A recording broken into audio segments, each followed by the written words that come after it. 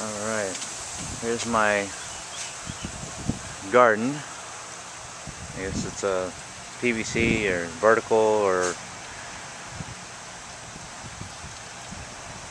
NTF, whatever you call it, but this is day one, and I got some bell peppers, some habaneros, I got some romaine lettuce, a couple tomatoes, I got some cauliflower on the bottom. I figure they're going to be the heaviest, so I'll put them closest to the ground.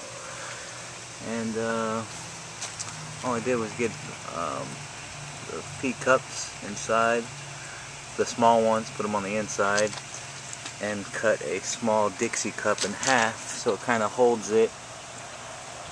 And then I put a pile of rocks in front of it so that it the water just collects in front of it, always getting it wet. So we'll see what happens.